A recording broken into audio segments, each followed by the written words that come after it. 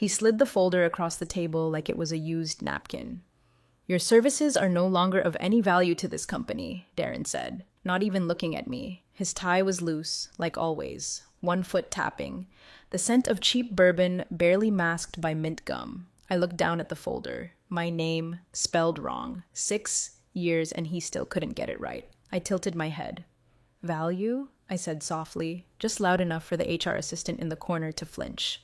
That's exactly what you're about to pay. 8-fold. He smirked, because of course he did. Darren had that arrogant little lip curl like he'd invented the stock market himself. I stood, calmly, gathered the folder, not because I needed it, but because I always leave a table cleaner than I found it.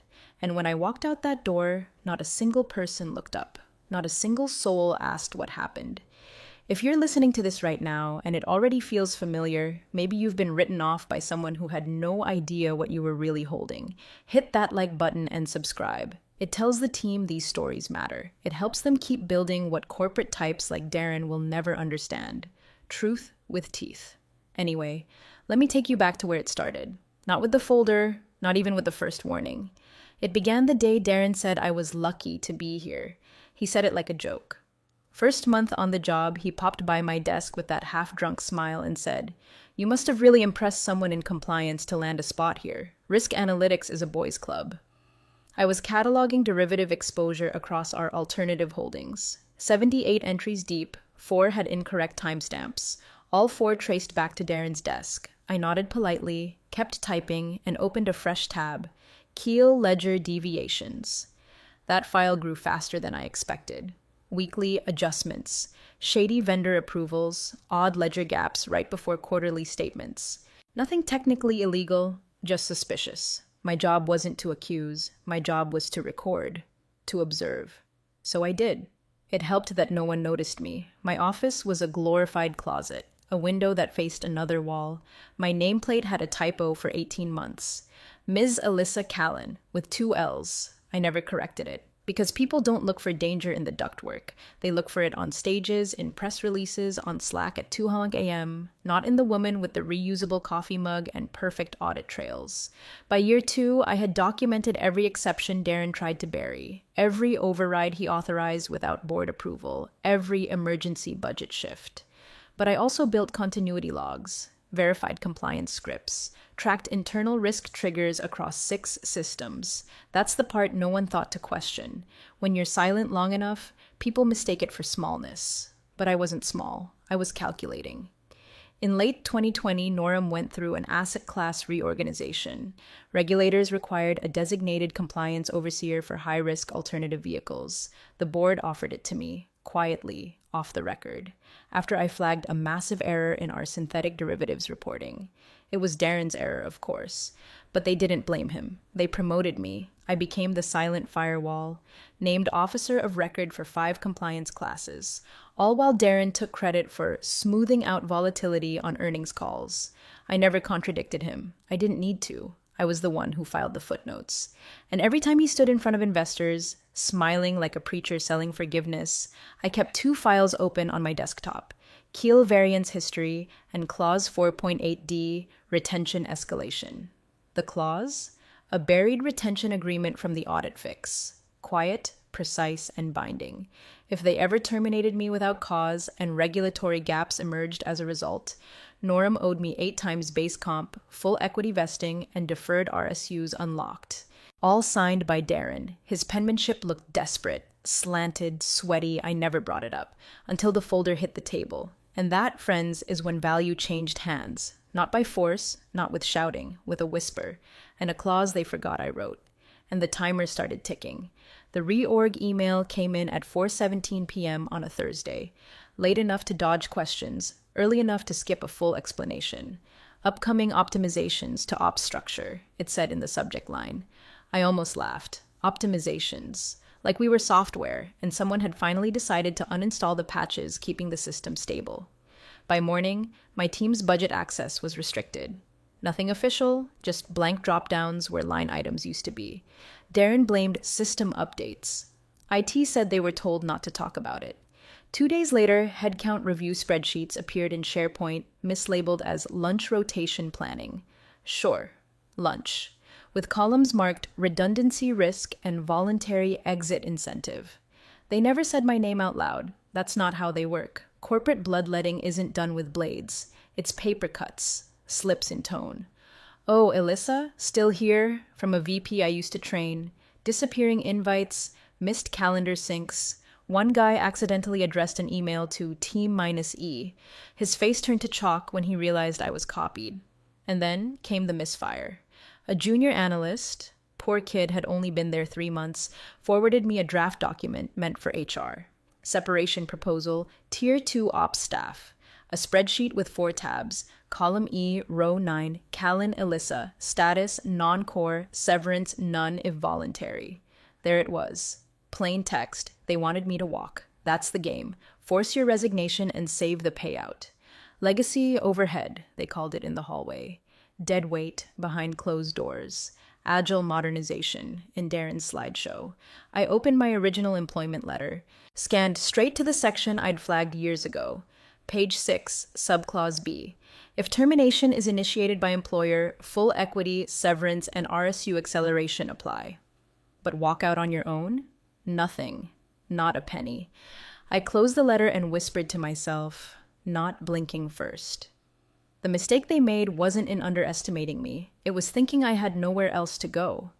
Darren believed the lie most mediocre men in power tell themselves, that silence means dependence, that calm means you've got no teeth. He'd been laying traps for months, reassigning functions I created, promoting loud talkers with messy dashboards. One of them even asked if I could review her slides real quick before the quarterly. I did, then forwarded them to legal because she was quoting metrics from an unverified source. That source? Darren's fake report.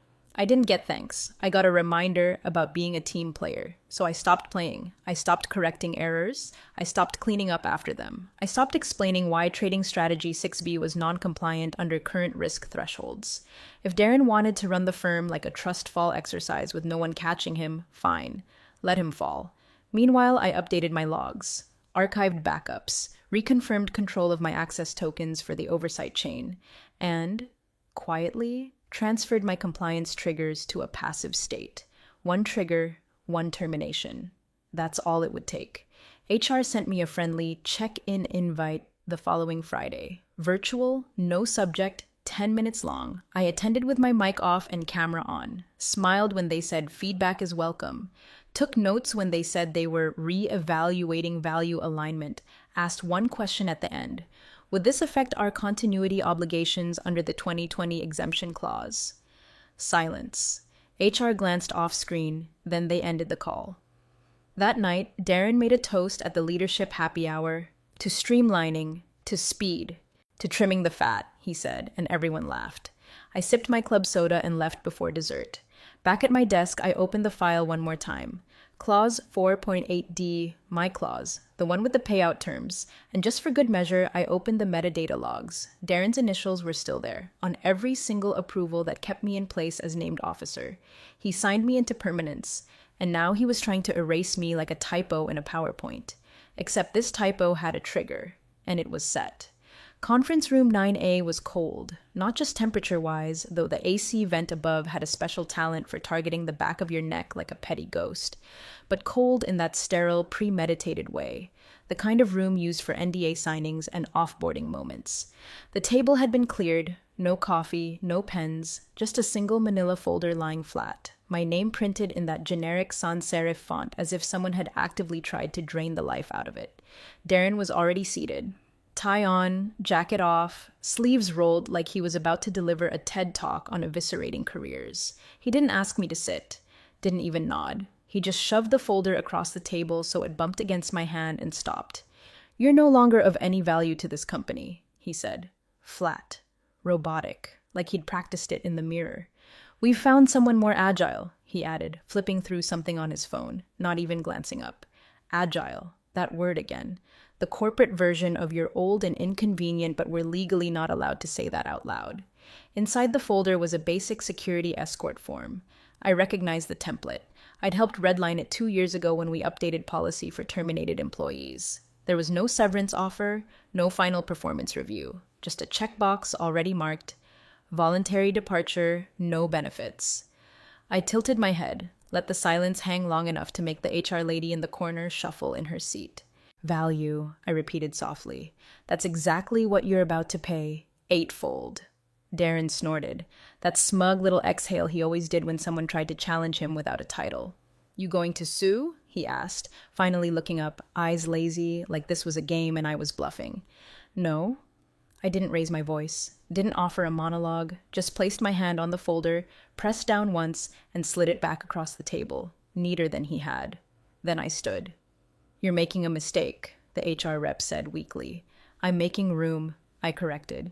Outside, the floor looked the same. Desks humming, interns typing. Nobody noticed that the woman who held half the compliance structure in her mind was walking out with no announcement. Just a coat folded neatly over one arm, a reusable mug in the other. Security didn't escort me. I waved at the front desk. They waved back. Polite, ignorant. My car started on the first try. The Bluetooth connected, and for the first time in months, I let it play music instead of news. A string quartet cover of Paint It Black came on. I smiled. Halfway down Madison, my phone buzzed. Once. A calendar notification I'd set 2 years ago. Contingency activation point, day 0. I'd never expected to use it, not really. But now the timer had started. When Darren tossed me out without reading the contract I wrote, he didn't just miscalculate. He lit the fuse on his own floor, and I wasn't going to lift a single finger, because everything was already in motion. At exactly 2:14 p.m., Norham's trading floor hiccuped. Not stopped, just twitched. A blip on the matrix no one noticed at first, like a single piano key played slightly off during a concerto. One of the senior traders glanced at their screen, frowned, and hit refresh. The numbers looked normal, but the little warning banner at the bottom read, "Compliance revalidation required." Nobody panicked, yet. By 2:17, it wasn't just one terminal, it was 12. Then 36. Then every screen on the exotic assets side displayed the same glowing orange alert. Alert. Compliance oversight lapse detected. And below it, asset class Alt-Synth Group 04, reason. Officer of record missing. They thought it was a system error. It was pinged, rebooted, nothing changed. Then someone tried to manually override the alert in the holdings dashboard and got blocked by permissions that no longer existed. Because those permissions were mine. And I was gone. Darren was in a strategy meeting with marketing when his phone started lighting up. First one text, then 6, then a direct call from clearing ops. "Your name just came up on a trade halt," someone barked. He walked out, annoyed. "It's a back-end bug," he said over his shoulder. "Reboot and loop legal." But legal was already looped, and legal was panicking. Because 3 separate regulatory bots, our own internal compliance AI, the clearinghouse bot, and one external tracker from the SEC's sandbox program, had all independently flagged our holdings under exception review. Translation: every trade tied to our alternative asset stack had to be either suspended, revalidated, or rerouted through a certified officer. And the only certified officer? Me. I'd submitted the credentials during the 2020 audit cycle, verified against a new risk structure that Darren signed off on in a board memo, thinking he was just approving compliance stuff. That signature sat inside our exemption paperwork, filed federally and confirmed quarterly. Under continuity of oversight, the clause was clear. Norham Capital is authorized to maintain its exposure in Alt-Synth Group 04 only under continuous supervision from its designated compliance officer of record, which was me, not a title, a legal designation. And now that I was gone, that designation lapsed the moment my HR offboarding was logged into the system. At 2:23 p.m., that system pinged back out to our integrated compliance grid. That's when the bots chirped. That's when the dashboards locked. That's when 119.4 million in exposure went into passive freeze. Not wiped out, just paused. And in finance, paused is worse than dead. Darren stormed onto the trading floor like he was marching into battle, shirt unbuttoned, tie swinging. His eyes did a full sweep and landed on Kyle, one of the newer VPs, who looked pale. "Why is this happening?" he snapped.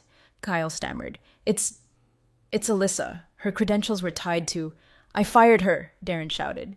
And then, quietly, like an unwanted echo, someone in the back muttered, "That's why." The room went still. The kind of still where people start pretending they're looking at something important to avoid being the next name on the clipboard. Then a new email landed from the internal risk portal. Subject: Oversight credentials. Lapsed impact. Trading lock active. Required recertification or replacement officer of record. Darren's hands trembled slightly as he clicked it open. There were two links. The first, a PDF of the exemption clause with his signature at the bottom. The second, an internal audit log time-stamped for 10:43 a.m. that morning, when my access had been revoked. One button, one trigger. The system had done exactly what it was built to do. I didn't hack anything. I didn't plant a virus. I just let their own compliance stack execute what it was designed for. Continuity, remove the linchpin, and the machine halts. By 2:41 p.m., senior counsel was on the line with the SEC liaison, trying to explain the situation.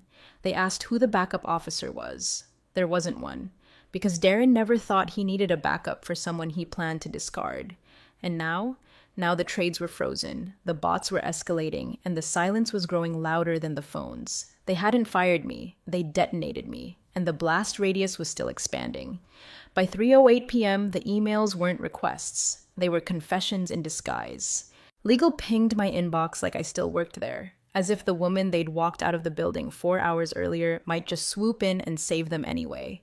Subject line: Urgent, continuity certification matrix request. I didn't reply, because even if I wanted to, I couldn't. I'd revoked my storage tokens the moment HR confirmed my termination. Not out of spite, out of protocol. Same procedure we had in place for vendor access, off-boarded consultants, even board member transitions. It was literally in the handbook I co-authored. Section 6.3.1, Cessation Protocol for Credentialed Oversight Roles. No one else ever read it, but they all signed it. So when the firm's legal ops team tried to open the continuity certification matrix, the one file that mapped every active dependency, audit trail, and risk handoff across our entire alt asset chain, they were met with a very polite system message. Access denied, custodian credentials revoked. Certification status, lapsed. Not expired, not missing, lapsed. Which meant the system didn't think this was an accident. It thought this was a breach. They tried to backdoor it. Pulled an old version from the July archive, but that version was incomplete because the full matrix was a living file, updated monthly, time-stamped on chain for compliance integrity. The current version lived only in secured vault storage, and that vault, tied to one user key, mine. They tried to restore from backup, but even the backup chain led them into the same cul-de-sac. Because the system's metadata checksums pointed to an active integrity clause, no modifications without the certified officer's approval. And guess who had certified the approval protocol? Darren. 3 years ago, his initials sat proudly beside the lead authorizer field in the vault's origination entry. Time-stamped, immutable. Right below that were 4 oversight role entries, all highlighted in green, all with my name beside them. Risk Chain Compliance Officer, Alt-Synth Custodian Continuity, Certification, Lead Oversight Transfer Gatekeeper. No backups. Because Darren didn't want redundancies that could slow down his flash reporting cycles. I remember that meeting like it was yesterday. He waved off the request with a laugh. She's not going anywhere, he told the board liaison. Alyssa is the redundancy. Now, the redundancy was gone, and the chain had snapped. Worse, when they tried to edit the archived version, the file triggered a passive alert to our clearing partner. Just a flag, nothing loud, but enough for the partner to call the firm's broker desk and ask a very specific question. Has your officer of record been re-credentialed yet? We show a continuity failure on derivatives exposure. And once that question hits the air, it doesn't get sucked back in. It spreads. The real problem wasn't the frozen assets. It wasn't even the fact that internal systems had gone into lockdown. The real problem was that this lapse, this single oversight removal, had triggered a cascade that exposed just how centralized Darren had let my role become. He wanted agile, streamlined, no bloat, no bureaucratic drag, so I became the whole system. And then I walked out. By 3:27, someone tried to reassign my roles manually. They opened the Vault Permissions module and tried to assign a junior compliance analyst to my oversight slots. Denied. Not because the analyst wasn't qualified, though she wasn't, but because the permission tree required 2 credentialed signatures to approve a transition. One was Darren's, the other was mine. Without both, the change failed. It wasn't sabotage, it was structure. My structure. Legal called the vendor support desk for the system we used, a firm in Boston with a very strict change policy. They asked for emergency override. The support rep responded with the same line I wrote into the onboarding packet. We cannot modify core compliance configurations without both designated officer approvals. If one is no longer employed, the system requires a formal lapse review with notarized board minutes. Board minutes. Not a Slack message, not a panic email, actual minutes. And that takes time. By 3:43, the GC was on the line with Darren in his glass office. People outside could see his face turning shades of red nobody could describe. One hand over the mic, the other gripping the armrest like it owed him something. He wanted a fix. But what he had was a file with his initials, next to every box he had blindly checked, and not a single person left who could make the system listen. At 4:12 p.m., the GC found it, buried 6 folders deep in a drive labeled 2020 Audit Agreements MISC, a place no one ever looks unless they're desperate, which by that point, he was. You could almost hear the breath leave his lungs when the PDF loaded. 1 page, clean, stark, no fluff language, no HR fluff. Addendum to Employment Agreement, Retention Clause 4.8D. Drafted October 2020, signed November 3rd, effective upon termination without cause. The language wasn't vague. It wasn't open to interpretation. It read like a scalpel. In the event of involuntary separation not initiated by the employee, and should such separation result in regulatory exposure, Norum Capital shall release a compensatory sum equal to 8x base salary and immediately vest all deferred equity, including RSUs and profit-linked distributions. 8 times, plus stock, plus locked distributions, the kind of clause you never expect to use until the person who signed it becomes arrogant enough to forget it ever existed. And the signature? Darren's. Big, loopy, like he was in a hurry. He initialed each section like he couldn't be bothered, but there it was. DK, right next to the approval stamp from legal. He'd signed it as part of the package they rushed through after the 2020 audit scare, when I single-handedly prevented a regulatory fine by exposing a vendor misreporting $14 million in derivative exposure. I remember the day I submitted the fix. Darren had been sweating through his collar, pacing, snapping at legal. When it was all over and Norum dodged the bullet, he shook my hand and said, "We should lock her down." This was how they did it. Quietly, legally, a clause tucked into a retention appendix meant to be symbolic. Except now, it was real and enforceable. The GC sat back in his chair, staring at the screen like it might blink and disappear. He printed it, slid it into a red folder, carried it straight into Darren's office, and shut the door. They argued. Not loud. They knew the walls were thin, but you could see it through the glass. Darren pacing, hands flailing, shaking his head, mouthing impossible. The GC held up the page and tapped the signature line. Darren froze, then turned and punched the back of his chair so hard it spun halfway around. Meanwhile, on the 4th floor, HR received an internal escalation memo marked High Severity, Class Red. It contained a single line. Initiate payout per clause 4.8D, documentation attached. When I got the email, CC'd only out of obligation. I didn't even open the attachment. I just read the subject line, then clicked archive. I didn't need to reply. The clause was self-executing. No threats, no begging, no courtroom, just protocol. Darren had cut me loose thinking he'd save a few bucks in severance. Instead, he triggered a payout equivalent to a senior exit package from the C-suite. The firm was now legally obligated to wire me the sum within 5 business days or face additional penalties under breach of agreement clauses. They hadn't just fired me, they activated me. The best part? Every lawyer in that room knew it, because it wasn't personal. It was math. And Darren had finally realized. He signed the equation that would bankrupt his quarter. At 4:59 p.m., I opened my laptop, not out of spite, not to gloat, just to finish what they started. I crafted 1 email, 1 subject line, no dramatics, no exclamation points, just facts.